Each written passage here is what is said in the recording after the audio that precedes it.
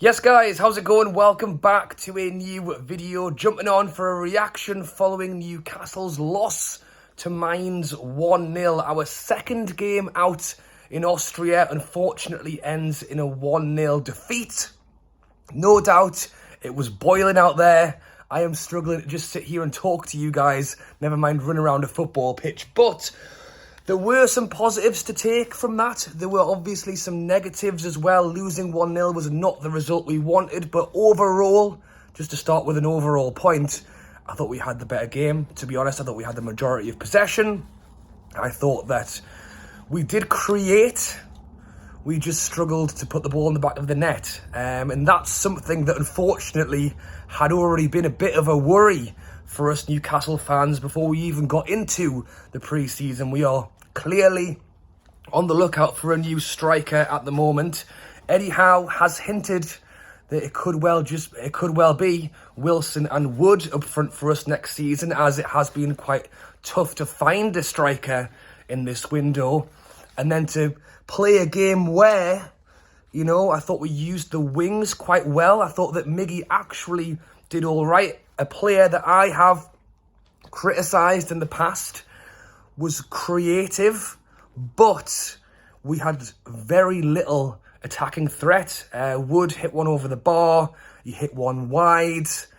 I thought that generally Fraser was okay. Again, as much as Miggy was creative, him, Fraser, I would say Murphy, when he came on, he missed a really good chance as well. We need to be more clinical in front of goal. And it does just show, you know, that possession doesn't win football matches, because I thought generally, you know, we were the better team for the majority of that game. Mainz had moments where they played quite well, and obviously they put the ball in the back of the net. I am potentially going to question Dubravka for, you know, possibly not doing as well as he should have.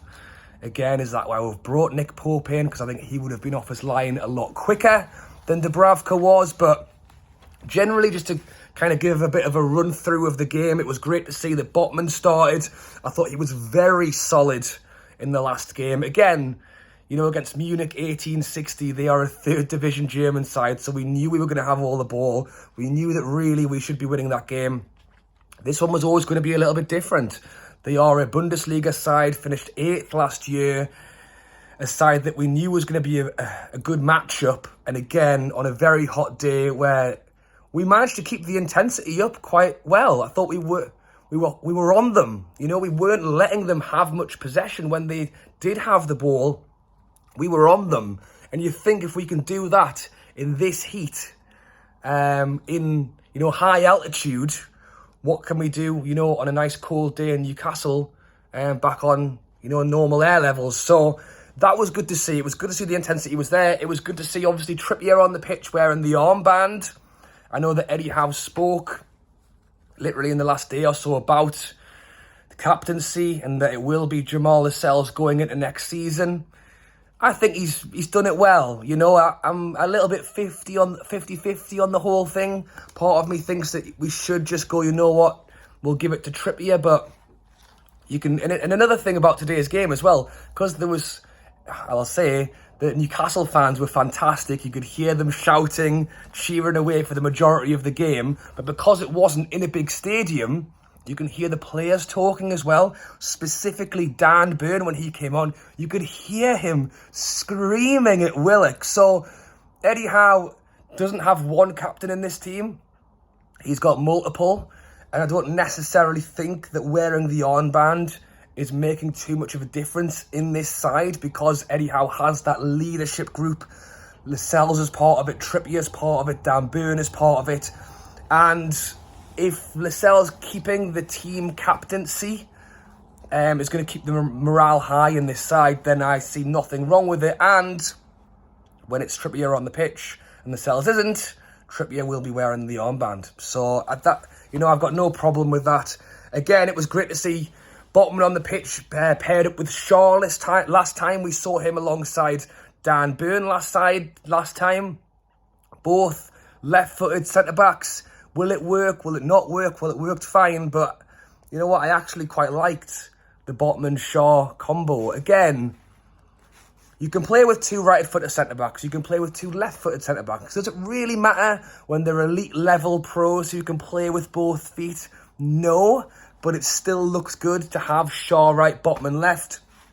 Botman, clearly a player who can play with both feet, looks very comfortable on the ball as well, which I think is exactly why Eddie Howe wanted to bring him in. We were trying to play a possession-based football.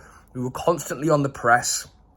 You know what it is? I thought Dummett did all right for the 30 minutes he was on the field. It wasn't like Dummett to be running up the wing and trying to get the ball in. You could arguably say he was more creative than some of the wide players we had, but we went into the drinks break around 23 minutes. We'd had all the ball, but they came out strong. They created a couple of efforts. Again, I thought that Bruno was brilliant.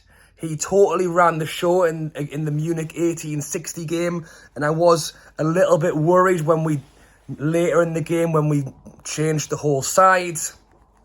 But in fairness, Anderson came on and did really well. He's not the creative player that Bruno is, but he's the battler, and he really wants to win that ball. It'll be interesting to see what happens with Anderson going into this season. Again, there's links with him in a couple of championship sides.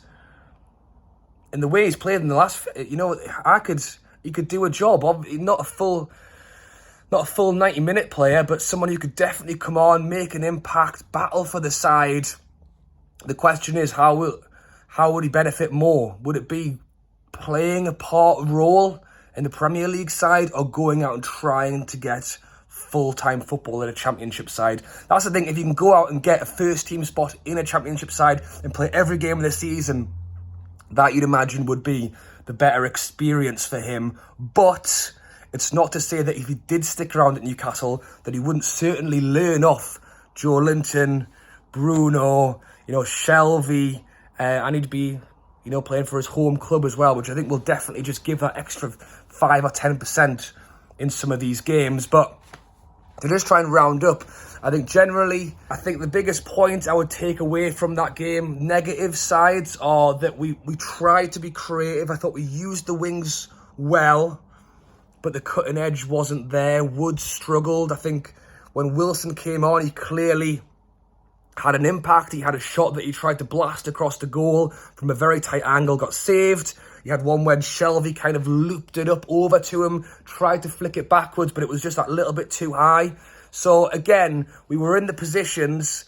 I thought when Wilson came on, he was probably the most threatening, as you would expect, the most threatening player we had on the pitch. But that's the problem. Should Wilson get injured, or even if we have 2 games in quick succession and he needs a break and can't play the whole game, then you look at, how's Wood doing? Then you look at the wide players. Can Almiron, Fraser, Murphy put the ball in the back of the net? These were all questions we already had going into this game. And as much as we did get creative, we did create, the finishing touch just wasn't quite there.